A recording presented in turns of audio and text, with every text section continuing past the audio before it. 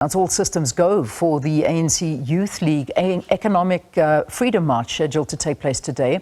ANC Youth League members are set to march to the JSE in Sandton as a way to wage a war against issues of safety, economic justice and youth empowerment. For more on today's march, let's cross over to SABC News Reporter Natasha Phiri.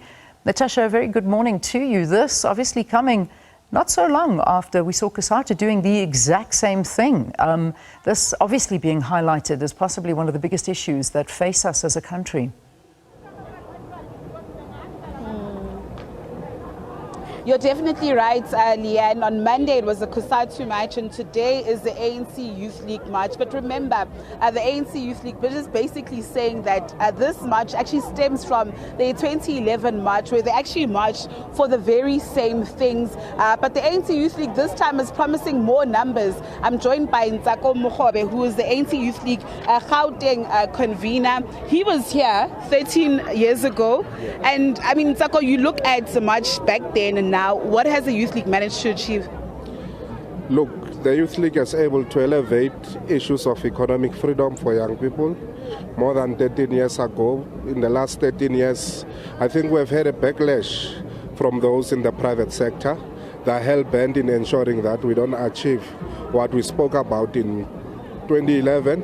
And that's why 13 years later, we're still saying we will then take over the struggle for economic freedom and continue in ensuring that we give young people a better social standing in society, which the private sector must play a critical role because they are doing business with government, and then they must ensure that our people in this country, and particularly young people, have a better social standing in society. But Ntsako, for a person who probably joined the march, 13 years ago and says, their life has not been changed, they are unemployed, they are part of the 45% of young people who are unemployed.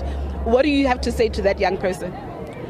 Look, there has been challenges. Of course, the ANC government has created job opportunities, but of course, there's been challenges in the economy. Through the 13 years, we went through challenges like COVID and so on. But we must continue to fight because hunger is every day, and we can't keep quiet when young people continue to be hungry and live in squalors. Ntsako, on Monday we saw your alliance partner COSATU also taking to the streets to go march, also delivering a memorandum at the JSE, and they are saying that the GNU government could actually expect more marches, more strikes if the status quo actually remains the same. You also have the issue of teachers who fear job losses right now. Will we see an ANC Youth League that will also intensify these struggles or these marches if things remain the same? We're going to intensify on everything. Capital and those in the private sector, they're very arrogant, and they forget that we are the consumers of whatever they're delivering in terms of their company. And as they continue to be arrogant, we'll continue to disrupt their status quo and ensure that young people show their anger and frustration towards them.